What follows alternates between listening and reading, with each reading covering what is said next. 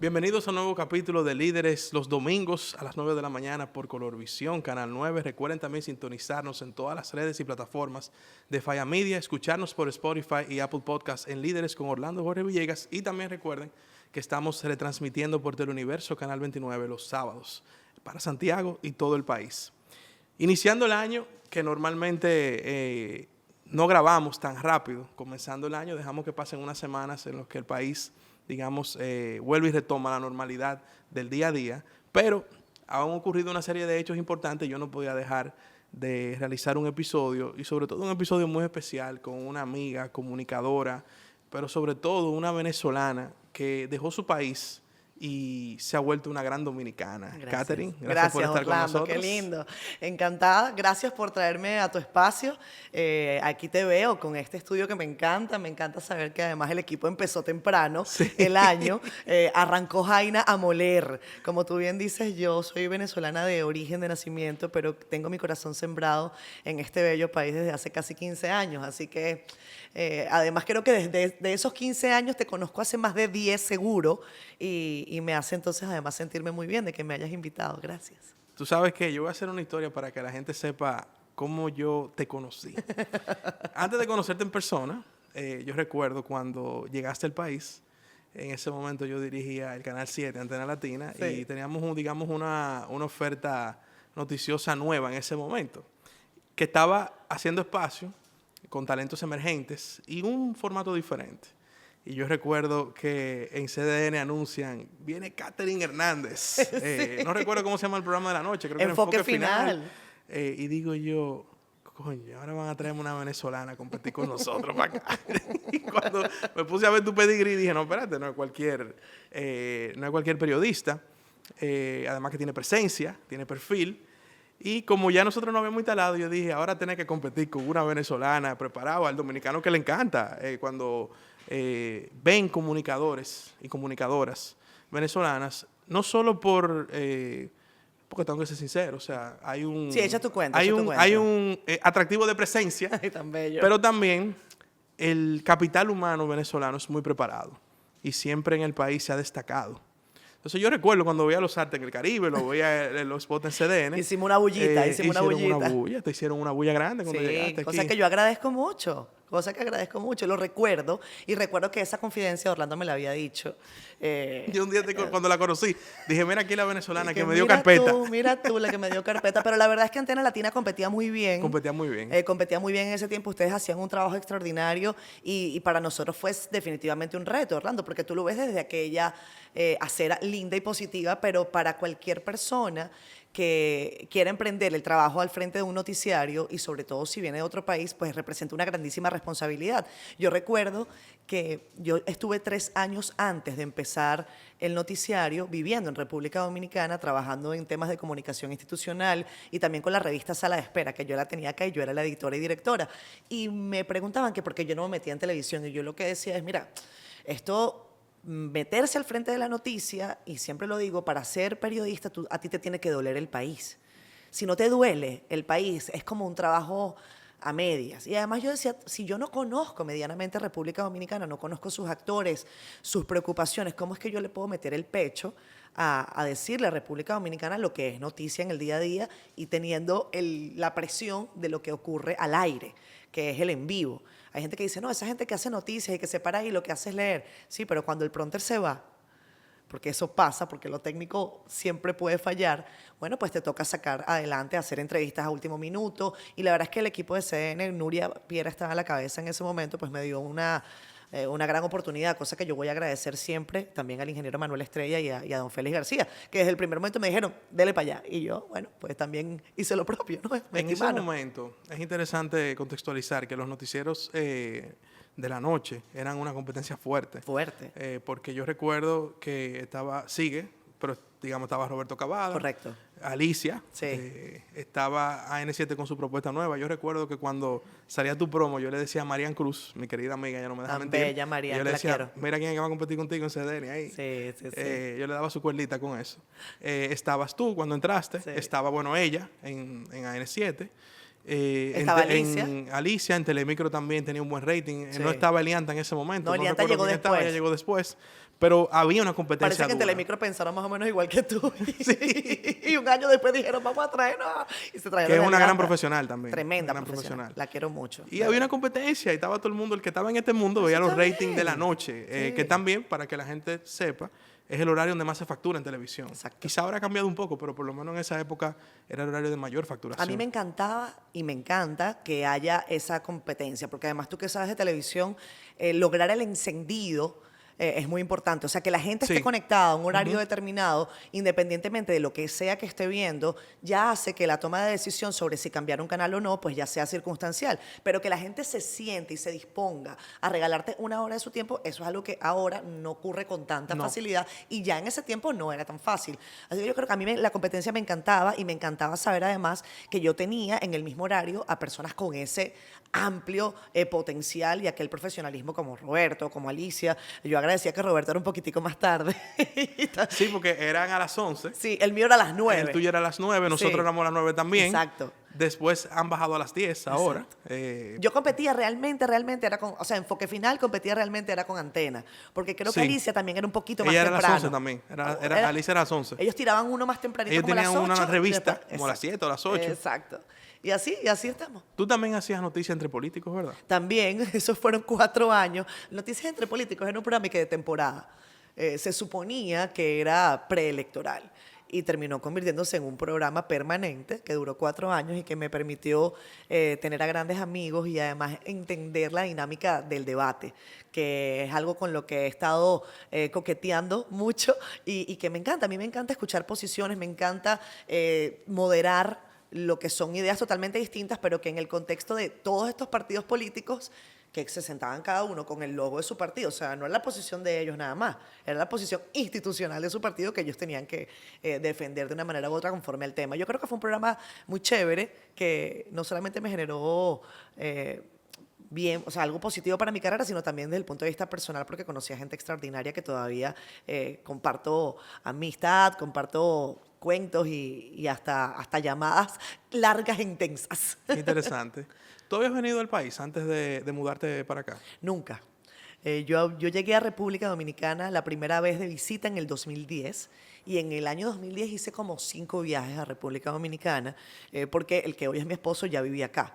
Entonces, esa relación de amor solamente se iba a mantener si nos veíamos una vez al mes. Entonces, era un mes él iba, un mes yo venía a República Dominicana y así estuvimos un año. O sea, Jesús vivía aquí. Jesús tu esposo. vivía acá, mi esposo.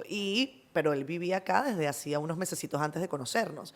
Así que ese año me permitió conocer República Dominicana y finalmente tomar la decisión cuando me hicieron una oferta de trabajo de que me quedara acá ya en República Dominicana. Pero no había tenido nunca la dicha de venir a República Dominicana. Orlando, yo en Venezuela era una periodista de a pie. Yo ganaba poquito. Y ganaba poquito. Mi carrera estaba empezando. Yo tampoco puedo ser tan injusta. Yo empecé en Globovisión a los 19 años y la primera vez que vine a República Dominicana tenía 26 años o 25. Por lo tanto, estaba como quien dice empezando, aunque ya tenía 6 años de trabajo constante en Globovisión, un canal de noticias 24 horas, pero los salarios no me daban como para tirarme un fin de semana maravilloso en Punta Cana. O sea que República Dominicana lamentablemente nunca lo había conocido, pero mira qué bien se me presentó. Claro, claro. Mira la vida. La vida. Cuando tú sales de Venezuela, año Sí. 2011, todavía no habían pasado las elecciones de Enrique Capriles y Chávez, si Ok. mi memoria no me falla, ¿verdad? Correcto, no lo habían ocurrido. Sin embargo, me parece que se generó una ola de esperanza en ese momento contra el chavismo, porque recuerdo la Mesa de la Unidad Democrática. Yo recuerdo ver ese debate con mi papá, el debate de los candidatos opositores. Yo no tenía el conocimiento quizás político o historia que tenía ahora, pero recuerdo que me llamó la atención porque Chávez era una figura aquí. Mira, hay una foto, yo te la voy a enseñar después, de mi papá jugando softball con Chávez aquí. Wow. Cuando Hipólito era presidente, que Chávez vino, Imagínate tú. hicieron un juego de softball entre los funcionarios dominicanos y los funcionarios Venezolanos. venezolanos. Sí, recuerdo eso. Y bueno, fue parte de la camaradería de ese Claro, momento. claro. Pero Hugo Chávez aquí siempre ha sido una figura presente de alguna manera desde que ocupó el poder en Venezuela. Entonces siempre ha estado en el imaginario de la gente. Muy bien. Pero yo recuerdo cuando vi la Mesa de la Unidad Democrática, vi mucha gente joven, mucha gente ya veterana, pero con cierto perfil. Y yo decía, wow, esta gente se pusieron de acuerdo, parece que van a ganar. Sin embargo, pasó ya todo lo que la historia conoce. ¿Qué era para ti sentir ese momento en Venezuela? ¿Tú alguna vez o tu familia se identificó con Chávez? ¿Ustedes se frustraron quizá con él? No digo que tú seas política, simplemente No me refiero a importa. nivel de simpatía. Sí, sí. Ustedes, en ese momento que quizás se vislumbró un cambio, como venezolanos estaban esperanzados, no te hiciste expectativas. O sea, ¿qué fue para ti ese momento que fueron las últimas elecciones de Chávez? Las últimas elecciones de Hugo Chávez, a ver, yo recuerdo que esa elección sí, claro que sí, concentró un esfuerzo importante de la Mesa de la Unidad Democrática en mi familia. Me refiero a mi familia cerrada, o sea, madre, padre, tíos más cercanos. Nunca se votó por el chavismo, nunca se votó ni por el movimiento Quinta República, que era como inicialmente se llamaba el MBR, ni tampoco por el Partido Socialista Unido de Venezuela de manera posterior. En mi casa había una mezcla de posiciones desde el punto de vista político partidarios, pero nadie era militante de un partido. Nosotros venimos de una tradición pues ya más afincada en el tema del trabajo profesional, vinculado a otras áreas, pero nunca, es más, no hay ningún político en mi familia. Quizás la más política quizás sea yo por las características del trabajo que desempeño, pero políticos per se no hay. Simpatías quizás por Acción Democrática algunos, por el partido COPEI otros, y quizás algunos podían tener una tendencia más hacia el partido que en aquel momento era el Movimiento al Socialismo, el MAS. Pero eran quizás los menos. En mi casa nosotros venimos de una familia de inmigrantes, una familia de mucho trabajo, una familia que reconocía en el valor del trabajo pues el principio fundamental para el desarrollo de un país, al margen de lo que puedan ser las consideraciones desde el punto de vista ideológico.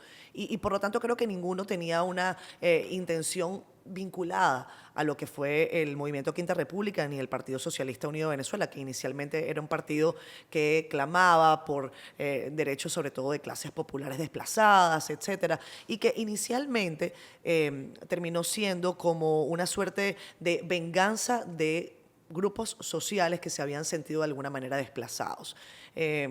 Por supuesto, con todo el revanchismo que involucró el discurso del presidente Hugo Chávez, un discurso que yo jamás acompañé. Siendo una muchachita siempre decía que cómo nosotros podíamos tener un país en el que alguien quería ostentar la presidencia de la República prometiendo que le iba a freír la cabeza en aceite caliente a los adecos y a los copellanos. Yo decía, este no puede ser el presidente del país en el que yo vivo. Y lo sentí, lo identifiqué pues muy joven. Y ya estando pues en la universidad también, yo participé en el movimiento estudiantil, no desde el punto de vista de una militancia permanente, porque ya estaba estudiando periodismo y los acompañaba, sí, más bien era haciendo el trabajo que hoy día hago. Yo empecé, como te digo, en Globovisión teniendo apenas 19 años. Así que eso parece que como que caminó en conjunto.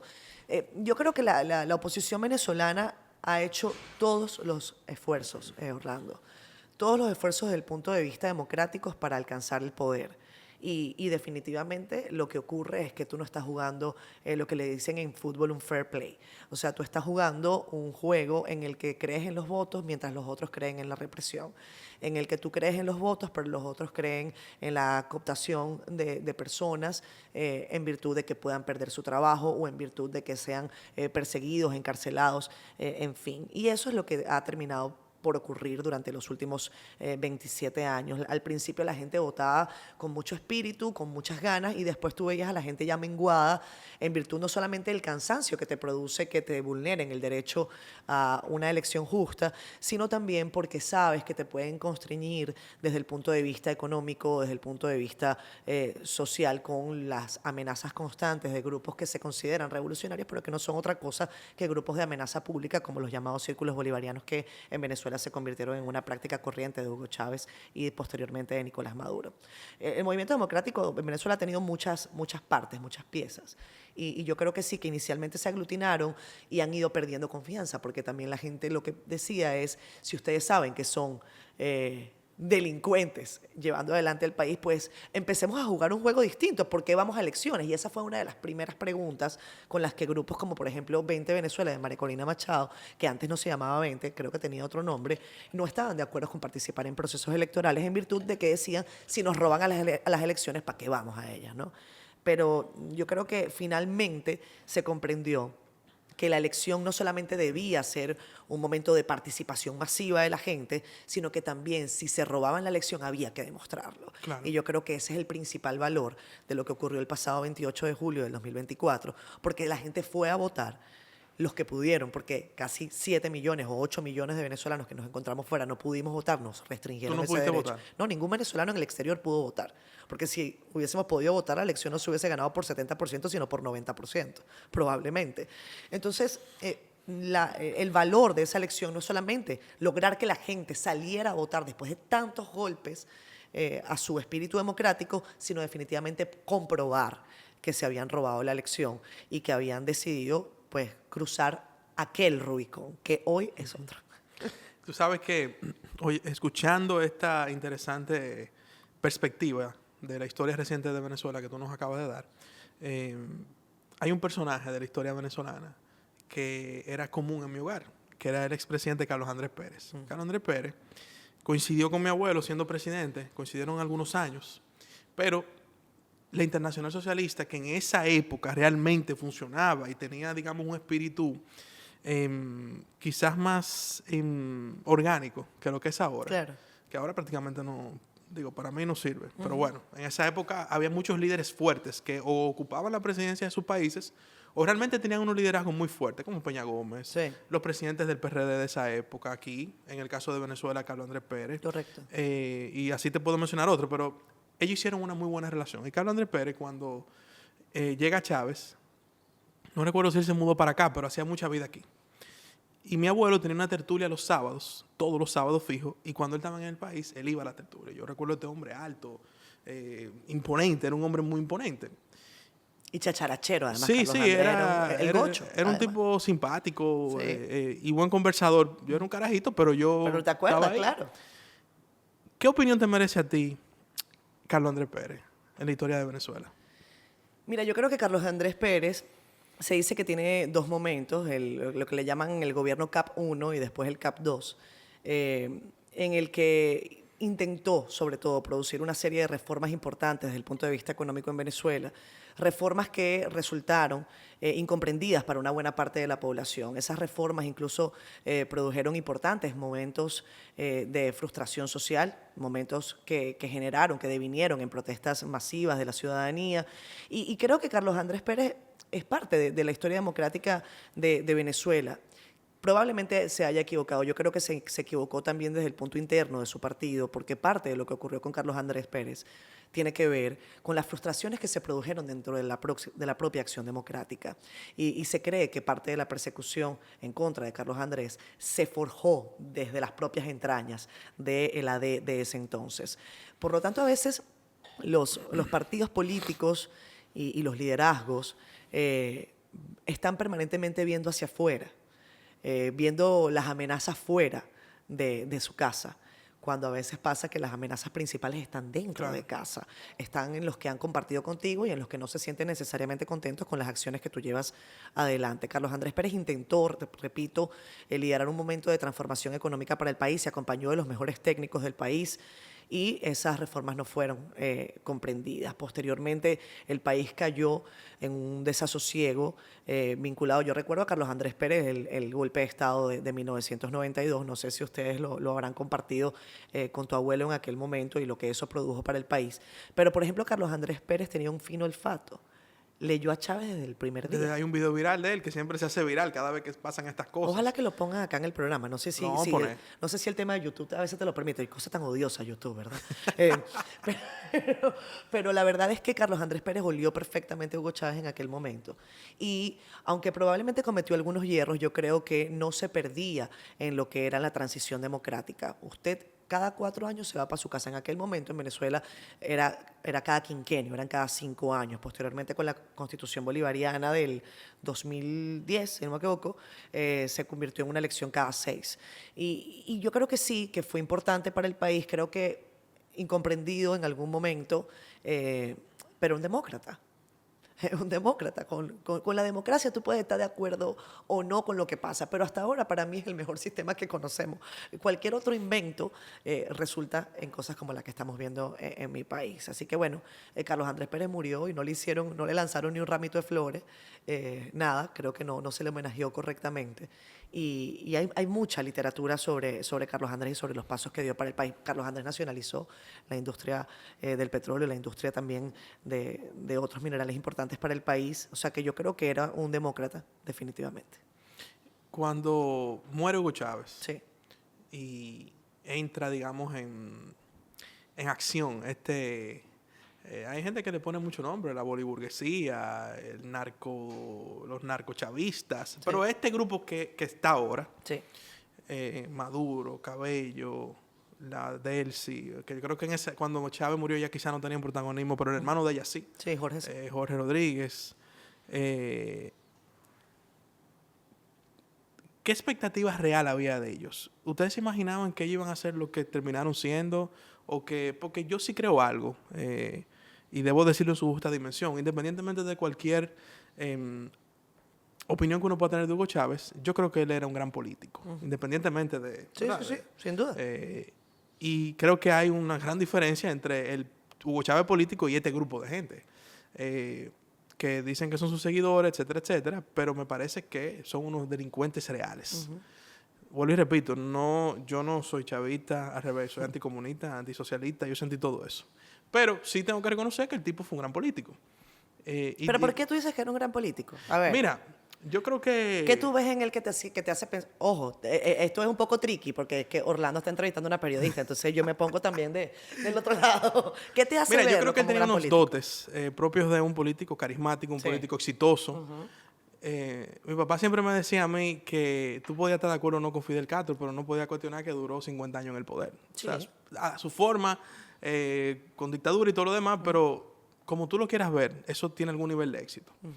Y yo creo que Hugo Chávez, su carisma, cómo logró de alguna manera, es verdad que estaba la diplomacia del petróleo, no vamos tampoco a Una engañarnos. petrochequera tremenda. Pero si no fuese un líder con esa personalidad, ese carisma, ese carácter, quizá no hubiese logrado hacer el socialismo del siglo XXI, que en esa época consolidó una serie de presidentes que estaban él. Estaba Lula, que es un líder también muy carismático, Sí. ha sido exitoso. El mismo Fidel Castro, Correa en ese momento. O sea, yo creo que él logró con la chequera, sí, pero creo que él tenía también un grado de carisma, de personalidad, que no lo tienen lo que lo sucedieron después. No lo tienen ni de cerca. En eso estamos de acuerdo. Entonces, te pregunto, fuera de la opinión Pero que... espérate, ¿tú sabes por qué yo no creo que fuera un buen político? ¿Por qué? Porque yo creo que Yo no dije un buen... No, porque déjame es un corregir, no un buen político. político, sino creo que tenía dotes políticos Sí. Que lo llevaron a construir lo que él logró de Exacto, alguna manera, exacto. ¿verdad? O sea, Sí. su consolidación, el poder, todo lo que él logró hacer Claro. de alguna manera. Ojo, ganó elecciones. Porque te voy a decir algo, tú puedes tener una chequera, pero si tú no guaremates no va a funcionar la Estoy de chequera. acuerdo contigo, pero si es por carismático, porque yo sí creo que era un líder, yo sí creo que era un líder innato, un líder... yo siempre he dicho que con Chávez me hubiese encantado jugar una partida de dominó, por ejemplo. Era un tipo carismático, hay mucha gente que dice que era un tremendo encantador de serpientes, que tenía este dote que tú sí señalas, y yo lo vi, Orlando, a mí no me lo contaron. O sea, yo vi a Hugo Chávez, yo tuve un novio chavista, y yo llegué a ir a concentraciones de Hugo Chávez. Yo decía, Dios mío santísimo, pero ¿y esto qué es? Pero lo veía con el ojo tratando de entender qué era lo que estaba detrás. Y efectivamente movilizaba masas. Y movilizaba masas de una manera cuasi pasional. Lo mismo que pasa con los grandes artistas, que generan que tienen esa imantación, por decirlo de alguna forma. En lo que yo no creo que Chávez fuera un político como yo pienso que debe ser un político, es que para mí la política tiene que servir para construir, para acercar a la gente, para hacer que las cosas avancen y no para terminar degenerando en lo que ha ocurrido. Yo creo que se perdió quizás con él una gran oportunidad, y es que esa imantación produjera definitivamente un concierto hacia el desarrollo y no un concierto hacia la debacle. Sí, ahí yo estoy de acuerdo contigo. Ahí entonces yo distingo al político del estadista, que él no lo Claro, fue, no lo él fue, no lo fue, no lo él fue. no lo fue. Él lo que sí, inteligentemente abrió esa chequera, Claro. consolidó un liderazgo en la región muy importante, pero él sí, mira, yo estoy leyendo un libro ahora que se llama El hijo del siglo, que es de Benito Mussolini. Y el libro te comienza explicando, es un libro muy interesante, porque hay una serie de hecho sobre el libro. Es una mezcla de ficción con datos históricos. Entonces te explica cómo era Benito Mussolini y te comienza explicando, era un tipo de un gran carisma, de un verbo increíble, era un tipo que tenía 2 periódicos, entonces persuadía a la opinión pública Claro. en la época posguerra de la Primera Guerra Mundial. O sea, te da esos dotes de líder, como tú dices, Claro. que era el caso Que es de como Hugo se llama Chávez. este programa, ¿eh? Exacto. Sí. Como el caso de... Atención a la productora. Mira que sí. Y eso yo creo que él lo tenía y yo no lo vi eso. Ni en Maduro, No, no ni lo en tiene, Diosdado no lo tenía. Cabello. Yo vi aquí un grupo de tigres, en buen dominicano, que ante la muerte de Chávez ya tenían de alguna manera el sistema en sus manos, Correcto. se encaramaron en él, Sí. profundizaron esa destrucción que él inició, como tú bien dices, Sí. y se convirtieron en una banda de delincuentes en el poder. Estoy de acuerdo. Estoy de acuerdo. La lógica detrás del ascenso de Nicolás Maduro es algo que tendrá que escribirse. Y quizás los que la puedan escribir, pues ya no estarán, ya no están con vida.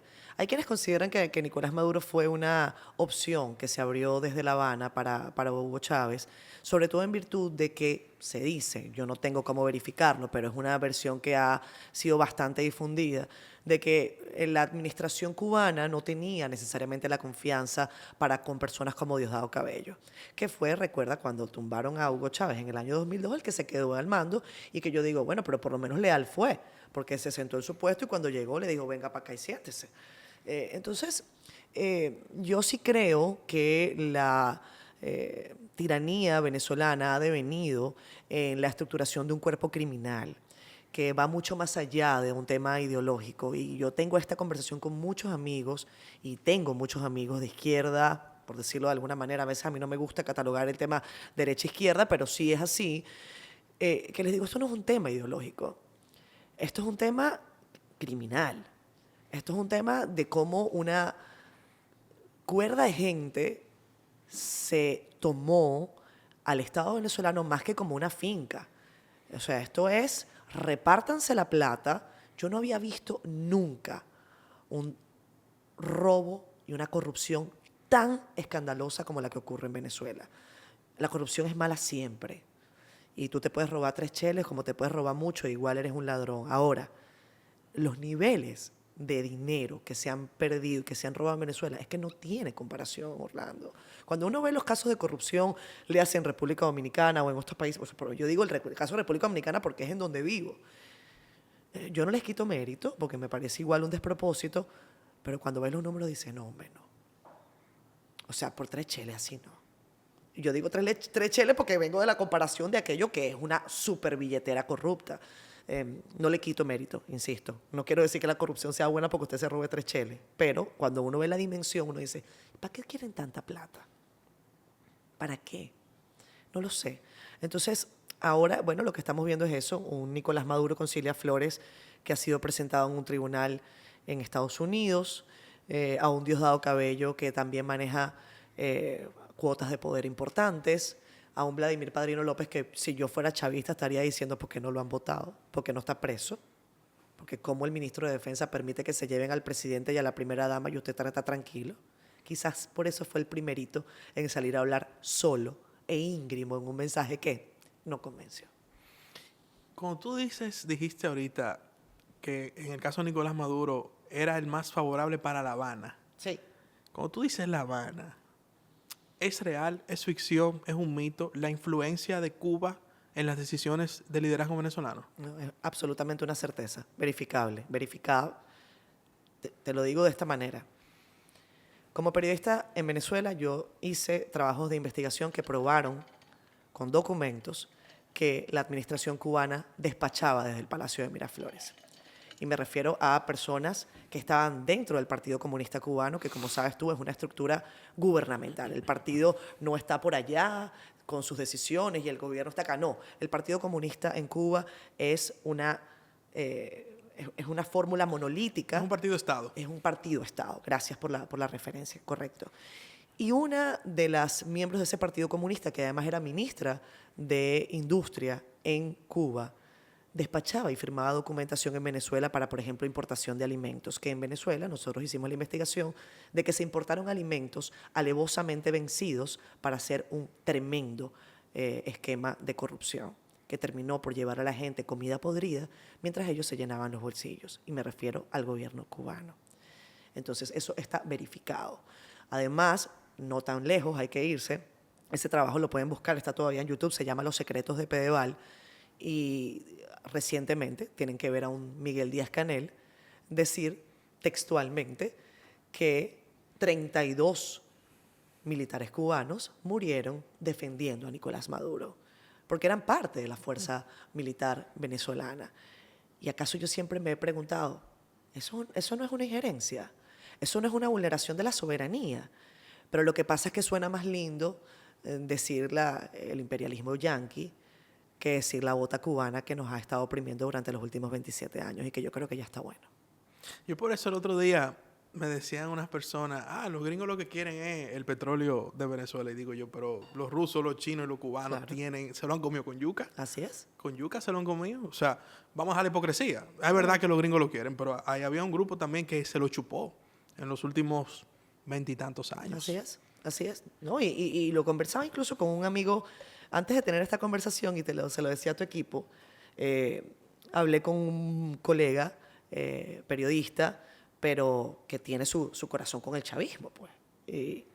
Y yo hago este esfuerzo, y yo sé que él también lo hace, de mantener una conversación para comprender cuáles son los huecos dentro de nuestro sistema de creencias que pueden ser de una manera u otra cuestionados, porque eso nos hace mejores, Orlando, nos hace mejores pensadores, nos hace cuestionarnos sobre cosas que creemos que son monolíticas y no necesariamente lo sean. Y hablábamos sobre el tema de la industria petrolera. Y yo le decía, tú me vas a decir a mí que la PDVSA de hoy es mejor que la PDVSA cuando había extracción y producción petrolera por parte de empresas estadounidenses. Ojo, que también la petrolera venezolana operaba, no era que nada más los gringos explotaban el petróleo, no. Me decía, no, tienes razón, la industria está en el piso. Y la industria está en el piso porque los rusos, los chinos e incluso estas personas al frente del gobierno venezolano han saqueado el recurso natural de mi país. Y yo tengo que decirlo claramente, como venezolana, los recursos naturales de Venezuela deberían ser de los venezolanos.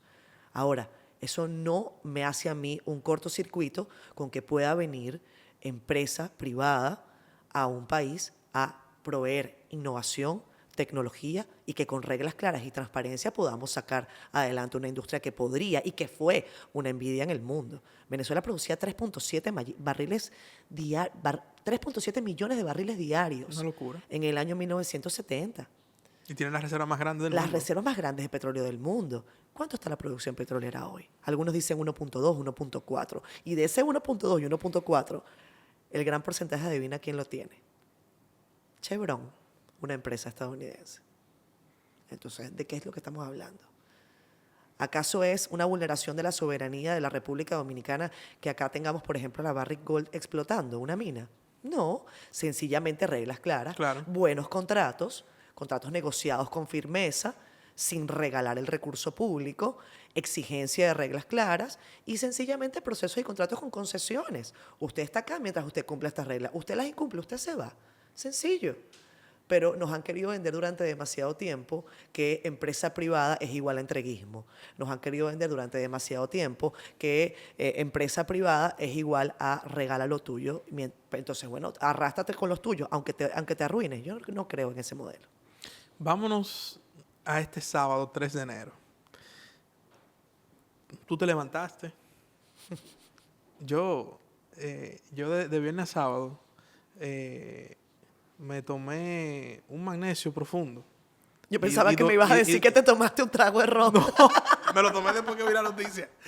Y eso me puso a dormir como un niño. Ok, como un bebé, como O sea, un que lirón. yo vine a ver la noticia casi a las 10 de la mañana. Ay, Dios mío. Y yo veo del WhatsApp, las redes, ¿pero qué es lo que está pasando? ¿Qué juidero que se armó? Pero dime tú, como venezolana, que obviamente yo no puedo decir que esperabas ese momento, sino simplemente esperabas alguna señal, Sí. quizás, o alguna acción que comenzara o iniciara un proceso de transición, vamos a llamarlo así, en Venezuela. ¿Cómo viviste? ¿Cómo te enteraste? ¿A qué hora lo viste? ¿Cómo te sentiste? Te voy a contar. Nosotros estábamos en Madrid y por lo tanto a mí no me amaneció de golpe. O sea, ya nosotros estábamos despertando. Ah, bueno, tú lo viste en vivo casi entonces. Lo vi en vivo. O sea, que para mí no fue... a mí no me pasó lo que a ti, que terminó siendo a las 2 de la mañana, que mucha gente tuvo que... Los que no estaban despiertos, pues se enteraron un poco más adelante, avanzada la mañana. En mi caso, nosotros estábamos despertando en Madrid.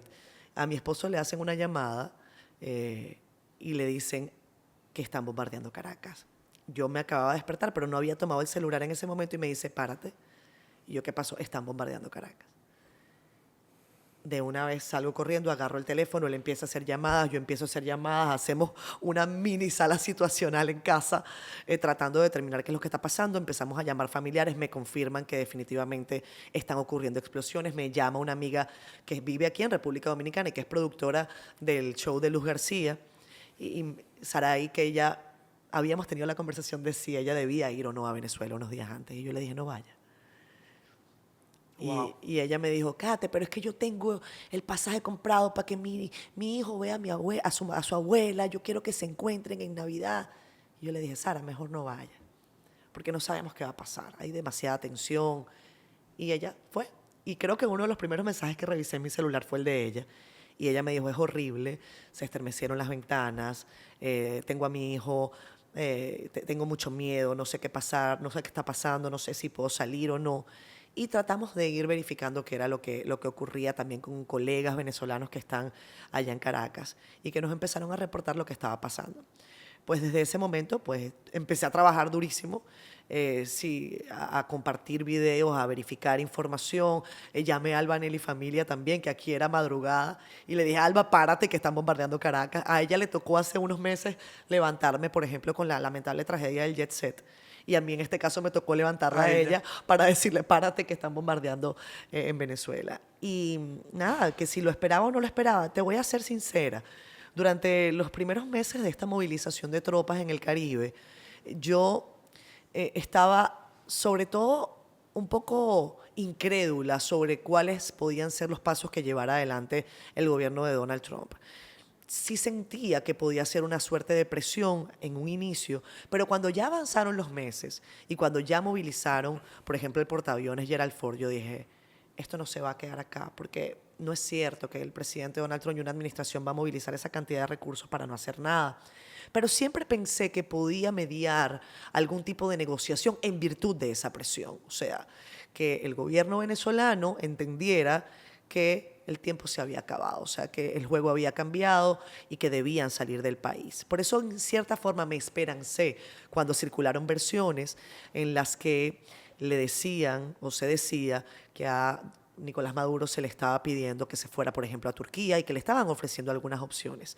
Y lo que ha dicho Marco Rubio, bueno, va en consonancia con esto que te digo. Al parecer a Maduro le dieron muchas opciones, pero no las aceptó y finalmente entonces vimos esta situación, pienso yo, histórica para América Latina, histórica por supuesto para Venezuela. No habíamos tenido nunca una agresión de esta índole en el país, y yo digo una agresión porque a fin de cuentas el derecho internacional ha sido vulnerado, pero ojo con esto, ha sido vulnerado en virtud del territorio venezolano, pero no se han llevado a un presidente en funciones, se han llevado a una persona que usurpa el poder, y yo creo que eso tiene que quedar muy claro. Nicolás Maduro no era presidente de Venezuela, no es a un presidente de Venezuela que se le está juzgando en un tribunal en Nueva York, se está juzgando a una persona que ha vulnerado la soberanía popular en las urnas, una persona que ha perseguido constantemente a millones de venezolanos y una persona que, según las investigaciones que dice el gobierno estadounidense, específicamente la fiscal Pam Bondi, pues tienen suficientes argumentos para determinar que estarían vinculados a una red internacional de tráfico de drogas. Cuando tú viste que hace unos meses vino el secretario de Guerra, Pete Hegseth, a ver al presidente Luis Abinader, ¿tú te olías que tenía que ver con esto?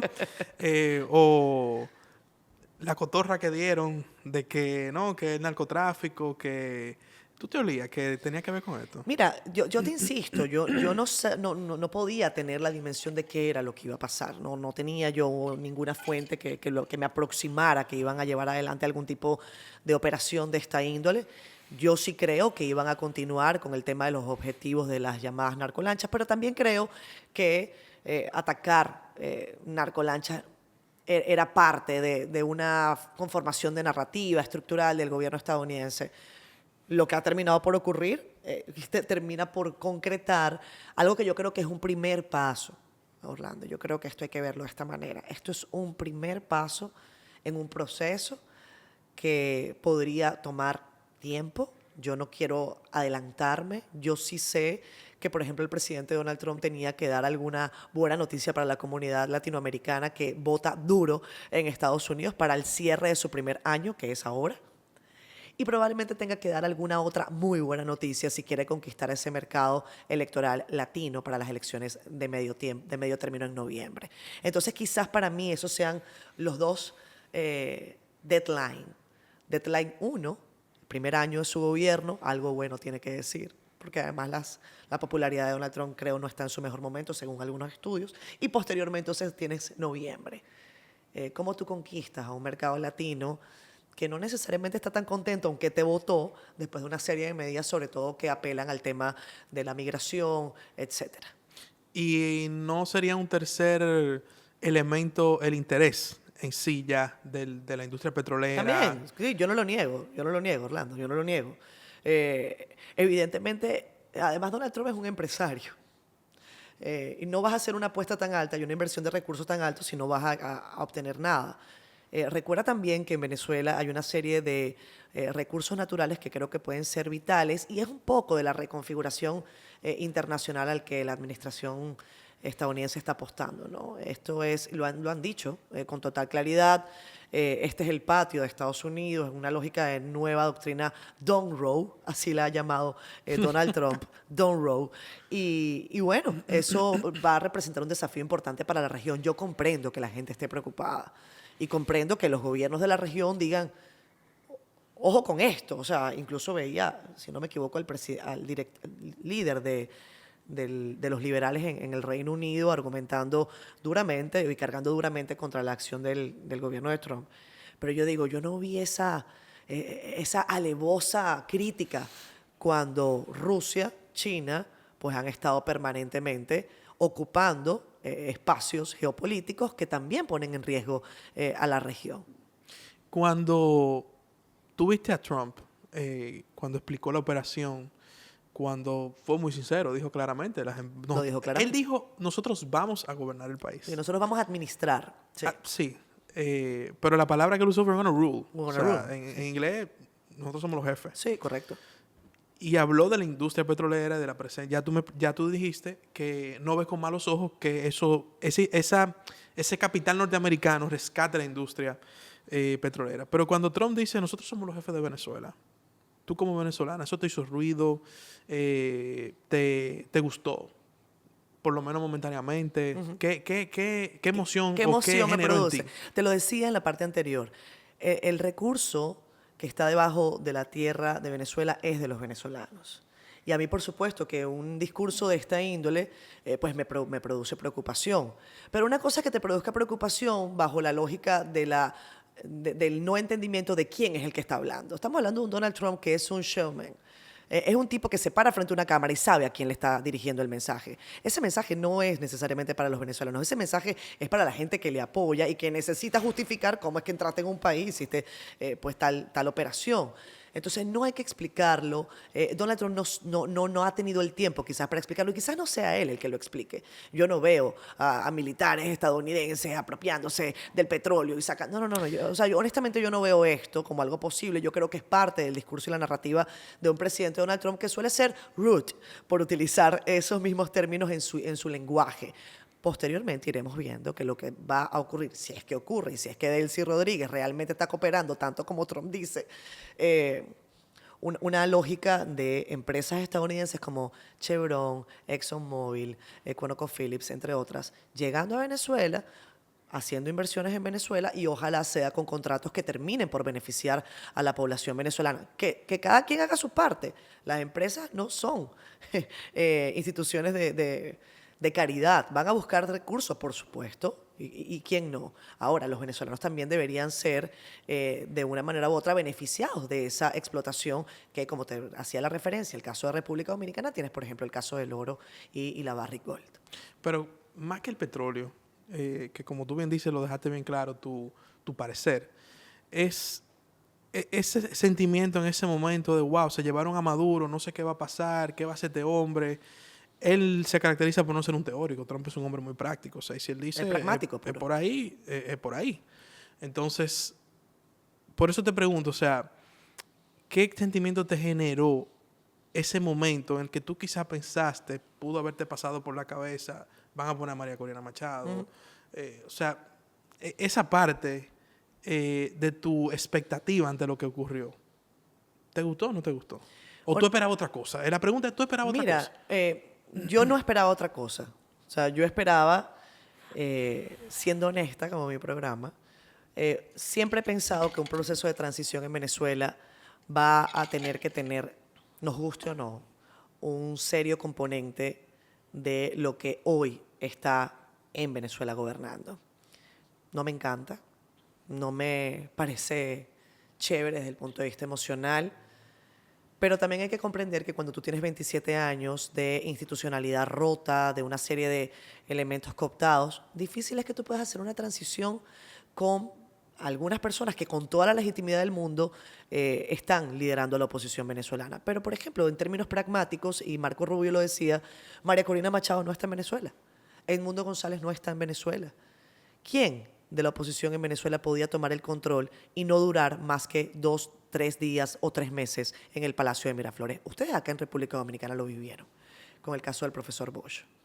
¿Cuánto tiempo duró Bosch en Palacio? 7 meses. Entonces, claro, eso también termina siendo una tragedia, porque la voluntad popular se vulnera.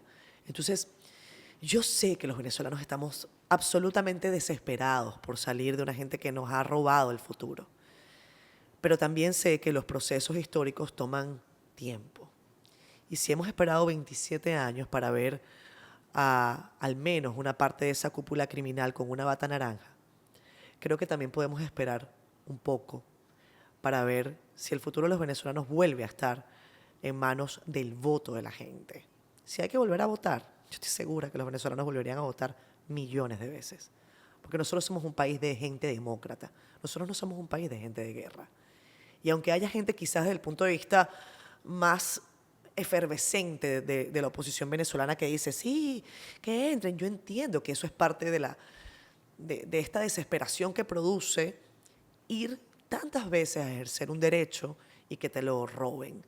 Y ir a marchar tantas veces y que te maten a la gente a tu lado, guardias, policías, y que no haya justicia. Entonces, uno puede comprender esta lógica. Pero yo creo que la mayoría, el grueso de los venezolanos va a seguir apostando a una transición democrática. Por eso es que ahí, a mí sí me hubiese gustado ver a un Trump que le hubiese puesto esa coletillita al término transición.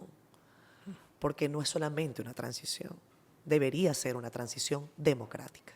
Tú dijiste ahorita también que a Padrino del chavismo debería expulsarlo, en referencia a que cuando se hace la operación, nadie defendió. O sea, eso fue como que literalmente entraron a tu casa, hola, ¿cómo tú estás? Venga con nosotros, por favor. Leí en el New York Times que él intentó entrar en un cuarto seguro que tenía, pero no le dio tiempo a abrir la puerta, supuestamente. Pero evidentemente nadie lo defendió. O sea, sí también dijiste que el gobierno cubano, y yo lo leí, que dijo que murieron 32 efectivos en ese Correcto. operativo. O sea que de alguna manera hubo, no sé si en el lugar o afuera, hubo algún nivel de combate. Sí, alguna Alguna resistencia. resistencia, correcto. Ahora, cuando pasa esto y de repente sale Marco Rubio y dice vamos a trabajar con la vicepresidenta. De hecho, mucha gente hizo referencia, tú hablabas de Juan Bosch anteriormente, y aquí se hace referencia a cuando murió Trujillo ¿A y Balaguer? dejaron a Balaguer. Claro. O sea, algo similar. Entonces Marco Rubio dice, no, vamos a trabajar con la vicepresidenta, no sé qué, no sé cuánto. Y yo le decía a un amigo mío, yo le decía, oye, pero ella lo vendió. Y el amigo mío me dijo, mira, pero ponte a pensar por otro lado. ¿Y si ella le dijo, Maduro, coge el acuerdo, coge el acuerdo, coge el acuerdo? Y él se hizo el loco. Al final, ¿qué le quedaba a ella? O sea, ¿qué tú crees que ahí pasó? ¿Tú crees que ella le habrá dicho, coge el acuerdo? ¿O ella se hizo la loca y negoció por atrás y lo vendió? Mira, se habla mucho sobre los movimientos de Delcy Rodríguez que tú mencionabas. No sé si era contigo que lo estaba hablando, que a Delcy acuérdate que además Delcy fue canciller de la Sí. República. Por lo tanto, tiene contactos de primerísimo orden en virtud de cualquier escenario que se pueda estar planteando en Venezuela. Y además, Jorge Rodríguez, su hermano, actual presidente de esa Asamblea Nacional Ilegítima venezolana, es el jefe negociador. Y hay que ver el carómetro, Orlando. Yo creo mucho en eso, en el carómetro. En mi programa, en Siendo Honestos, yo tengo un honestómetro. Y la gente vota. Hace tiempo que no lo uso, porque lo uso cuando hay personas ahí que provocan. Pero digo que lo uso de manera, no sé, suspicaz, por decirlo de alguna forma. Pero el carómetro de ayer, de la instalación de la Asamblea Nacional, me mostró a mí una Delcy Rodríguez que, contrariamente a lo que ella suele mostrarse, yo la noté nerviosa. Vi a un Jorge Rodríguez con una cara terrible, ojerosísimo. Esa gente tiene horas sin dormir. Yo no tengo elementos, periodísticamente hablando, para decirte si pactaron, no pactaron, pero es obvio que alguien vendió a Maduro. No pueden sobrevolar el cielo de Caracas con aquella tranquilidad como perro por su casa. Todos estos helicópteros, como que no está pasando nada, lleva hacia el tipo, a la mujer. ¿Y cómo? Y es que esta gente no se da cuenta de lo que está pasando sino hasta horas después. Yo creo que Padrino López debería ser destituido, hablándote como si yo me pongo en la cabeza de un chavista cualquiera y digo, saquen a este tipo, y vería con mucha duda cualquier cosa que Delcy Rodríguez y su equipo fueran a hacer. Por eso es que ayer mismo fueron al cuartel de la montaña a visitar la tumba de Hugo Chávez, a ponerle una flor, y tuviste estas referencias. A mí me parece un poco Bulto allá en movimiento. me parece por ahora un poco de pose. Y creo que deben tenerlas, porque es que si no, está claro, muerto. claro. O sea, eso no hay forma. Pero exploraremos en los próximos días si es cierto que ellos están cooperando con la administración del presidente Donald Trump. No lo sé. Por ahora parece una pose.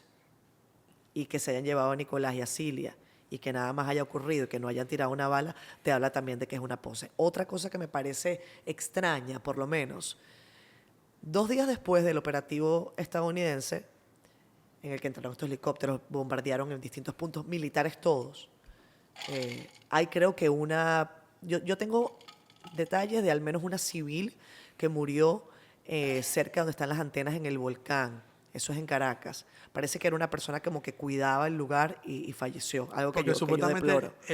el bombardeo fueron... Objetivos estratégicos. pero fueron contra las antenas de la señal y Son antenas electricidad. Y de electricidad. Exacto, antenas de señal y de comunicación. Hay otro caso de personas heridas en un complejo que está dentro de Fuerte Tiuna.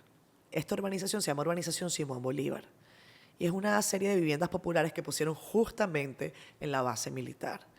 Y yo digo, por supuesto que es deplorable que cualquier civil haya sido afectado, pero yo pregunto si no es deplorable que ese gobierno haya puesto a población civil como un escudo humano. Porque ¿por qué tú metes a gente a vivir en medio de la base militar más estratégica de todo el país? Porque tú no tienes terreno en un país de que tú eres dueño y señor. O porque tú quieres que te sirvan de escudo humano. Claro. Entonces, eso es algo que yo creo que hay que ponderar. No sé, si lo vendió o no lo vendió, los días estarán por decirlo. Si yo fuera chavista, lo vería con los ojos así, como los ojitos de Chávez. Volvemos a la rueda de prensa de Trump. Porque esa rueda de prensa... O sea, dio para mucho, dio para mira, mucho. yo te voy a decir algo que yo creo que nadie lo ha analizado. Y en mi artículo de esta semana lo comenté. La operación, las fotos de la operación, cuando Trump estaba monitoreando, y la rueda de prensa, el hecho de que fueran en Mar-a-Lago tiene una carga de simbolismo enorme. ¿Por qué? Porque, fíjate que Rubio dijo, fue una operación policíaca o de law enforcement contra un criminal investigado y sometido por la justicia norteamericana. Sí. Hace 3 años, si mi memoria no me falla, 4 años ya, el FBI intentó encontrar evidencia en Mar-a-Lago contra Trump para también someterlo en lo que fue una operación de law enforcement. Fíjate la vuelta que da la vida. Y ahora, desde ahí, Trump apresa a... Sí, estoy de acuerdo contigo, una persona que estaba usurpando el poder, pero que ante un grupo de países era el presidente de Venezuela, que fue Nicolás Maduro. Así Eso es. tiene una carga simbólica muy grande. Cuando recordamos ese episodio, de No cuando lo había cuando pensado. el FBI se tiró Sí. a Mar-a-Lago con Trump ahí a buscar documentos supuestamente clasificados que él tenía, pero todo Que él era tenía en parte, su poder, parte todo de- era parte de una persecución política Correcto. contra él. Pero volvamos a ese día. Dice Trump, le preguntan de María Corina Machado. Porque quizás una gran parte de la población y del mundo entendía, bueno, tumban a esta gente Y la que y la van corresponde. a poner a ella. Quizás hasta esa era la expectativa de ella. Puede ser, ¿por qué no? O a ella o al mundo, ¿verdad? Pero digamos a la oposición. Cuando tú escuchaste que él dijo, no, ya no tiene, no recuerdo el término exacto, pero no sé, Como que el no tiene respeto, el respeto el fue la palabra respeto. que él usó, para asumir eso. ¿Qué pensaste en ese momento? Se salvó María Corina. ¿Por qué? Porque si lo hubiesen puesto, hubiesen dicho que era un títere de los gringos. ¿Quién es el ¿Y títere de los qué gringos mejor, hoy? que digan eso o tener la mandarria? Primero es como que no le dicen? correspondía. No le correspondía a María Corina Machado. No le corresponde en este momento a María Corina Machado liderar el proceso de transición en Venezuela. En todo caso, le corresponde al presidente electo, que Por se llama eso, Edmundo González. supongamos que fuese el mundo. Sí, O sea, supongamos que los gringos hubiesen hecho, se fue nosotros reconocemos al mundo González, a él es que lo vamos a poner ahí. te lo mencioné antes. Si hubiese sido así, creo que el gobierno no hubiese durado mucho tiempo. Y hubiese sido pan pa' Un hoy Juan Bosch, y parte hambre dos. para mañana. No me encanta ver a Delcy Rodríguez llevando esto adelante, pero espero que esto pueda permitirnos una transición real. No una transición que sirva para que nos esperancemos otra vez. Caramba, no voy a decir la palabra que pensé porque estamos en televisión nacional. Pero tiene solamente 4 letras. La puedes decir. O sea, esto no, lo que yo esperaría es que esto no nos sirva para esperanzarnos una vez más, coño, y que 3 días después nos pase lo que nos ha pasado en tantas oportunidades, que es volver a pasar por este duelo tremendo, este desasosiego que te dice hasta cuándo vamos a pasar con el país roto, hasta cuándo voy a estar con toda mi familia regada por el mundo, hasta cuándo gente que no ha podido volver a su país va a poder abrazar a sus seres queridos, hasta cuándo tú vas a poder soñar con la posibilidad, si no quieres regresar a vivir a tu país, de poder caminar en libertad. Entonces tú dices, sé que es difícil, pero prefiero contener el aliento un rato y decir, aguante que falta poco. Ese fue el eslogan de campaña. Yo sé, por eso fue que te lo dije. Eso se de un llama... famoso precandidato. Pero parece que coló, por lo menos. Pero él se peló. Sí, pero el eslogan Se le quedó. peló el billete. Mira, ¿viste? Mira, él no ganó, pero el eslogan quedó. ¿Ah? Quedó. ¿Quedó? Vamos ¿Le a quedó aplicarlo qué? para Venezuela mejor. Yo Vamos pienso a aplicarlo que para sí. Venezuela. Ay, Tú hombre, tienes- no había ninguna alusión personal allí, pero fue la idea que se me vino a la cabeza. Ojalá que falte poco. ¿Tu familia es de Caracas? Yo tengo familia en Caracas, y tengo familia en Valencia. ¿Tú naciste en Caracas? Yo nací en Caracas. ¿Qué En el te municipio dicen- Libertador de Caracas, o sea, caraqueñísima. ¿Qué te dicen tus allegados actualmente? ¿Cómo está el ambiente en Caracas ahora? Increíblemente, Orlando, tengo mucha gente que te dice, en el primer momento queríamos celebrar, Pero claro, en un país en el que se ha instaurado un gobierno autocrático, una dictadura de tanto tiempo y donde tanta persecución, más de 1000 presos políticos, la gente se aguanta porque tampoco es que eso, nos vamos a inmolar. Pero ahora, conforme han pasado las horas, la gente está cautelosa, la gente está tratando, en la medida de lo posible, de seguir con su vida. Yo he tenido la experiencia reciente de viajar a lugares en donde, aunque esté pasando una cosa loquísima, guerra, bueno, Haití, en Haití, con todo lo que está pasando, tú ves a la gente caminando como si nada. Yo viví en Caracas siendo reportera, situaciones en las que en los barrios más calientes de Caracas, en pleno tiroteo, los carajitos estaban por la calle caminando como si nada. Entonces tú dices, ¿por qué pasa esto? ¿Qué funciona en la mente de las personas que han estado sometidas durante tanto tiempo a una situación de extrema tensión? Bueno, que la gente tiene que hacer su vida.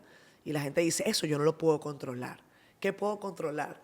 Que yo tengo que salir a hacer mi comida, que yo tengo que llevar a mis muchachos para la escuela, que yo tengo que seguir adelante.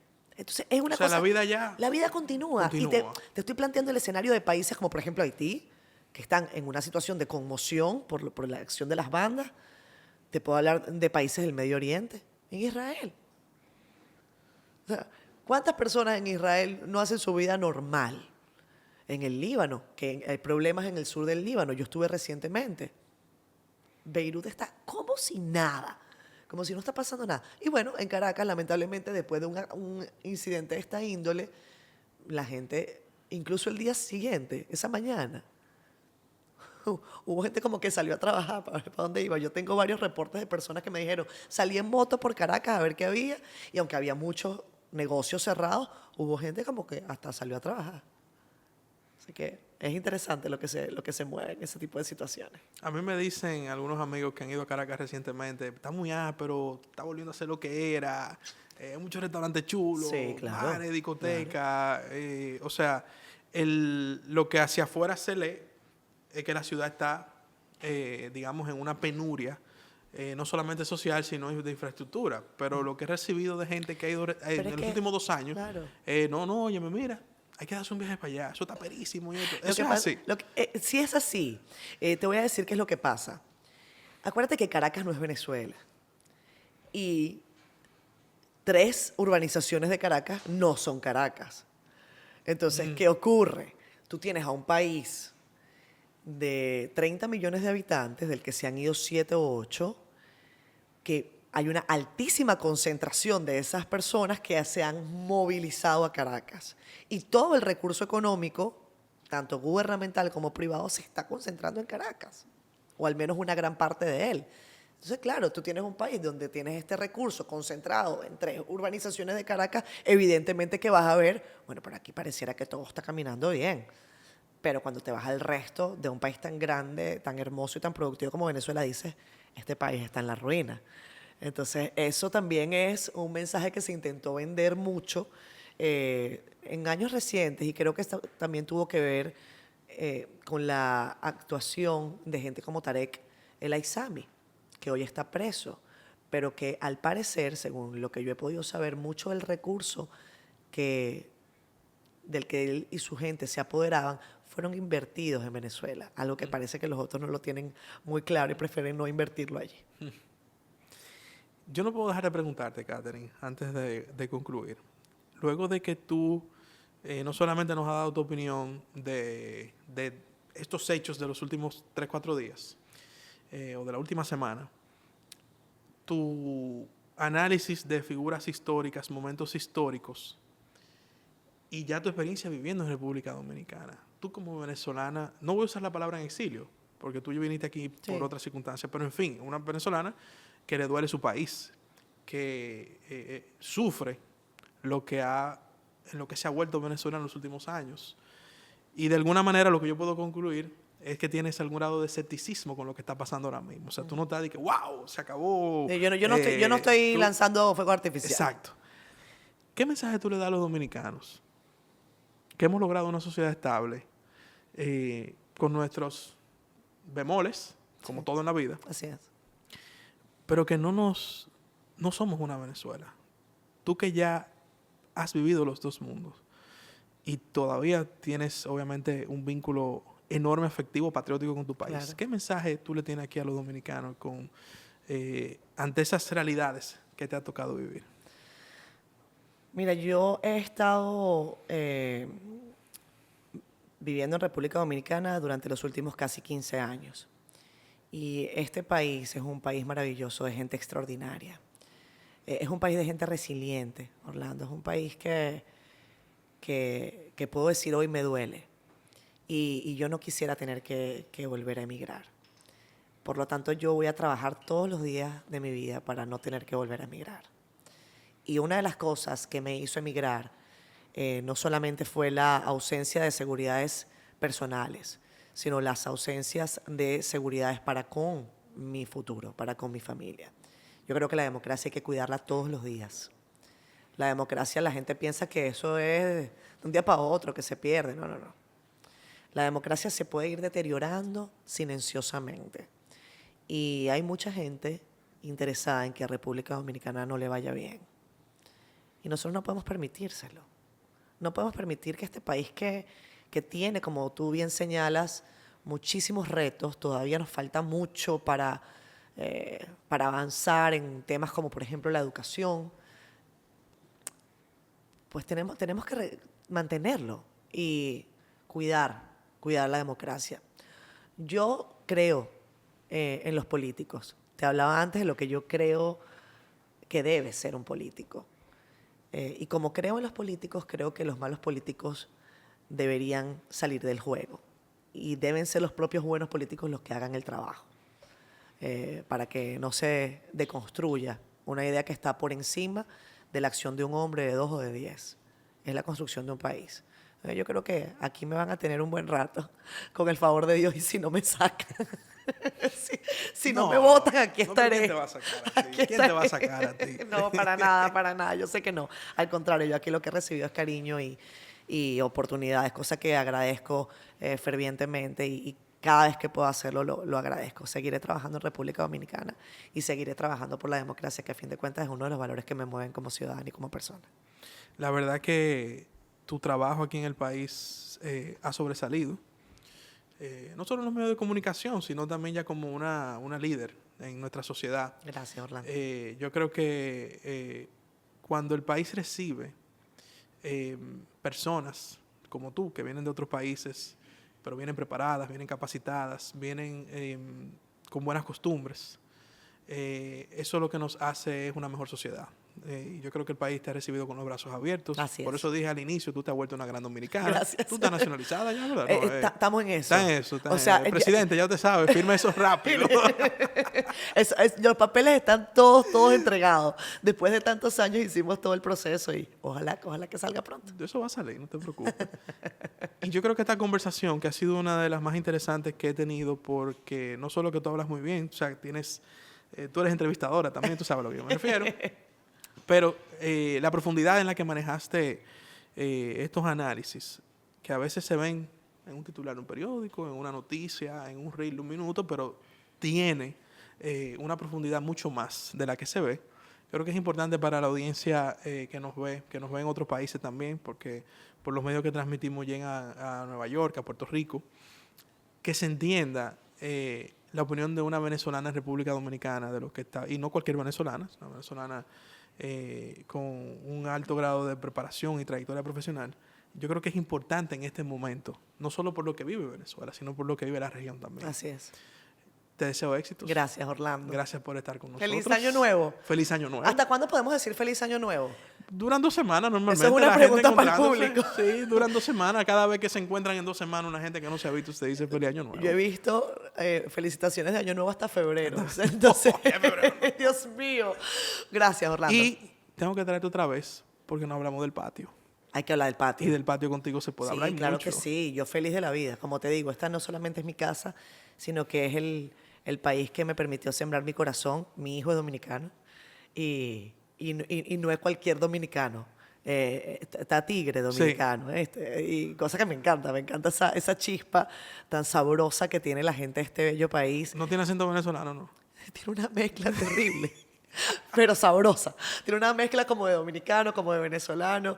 Y bueno, es algo que me estoy gozando mucho también esta etapa de maternidad, que yo sé que tú también estás paternando. Estamos en eso también, sí, Qué responsabilidad tan grande. Podríamos hacer otro programa solamente Solamente hablar de eso. de muchachos. Gracias, Orlando, a ti y a tu equipo. Gracias a ti. Y muchos éxitos con tu programa, con Líderes y con todos los proyectos que llevas adelante. Te has vuelto un campeón tú. ¿Ah? Bueno, siguiendo los pasos a ti. Venga, gracias, Orlando. Gracias a ti y a ustedes será hasta el próximo domingo aquí en Líderes.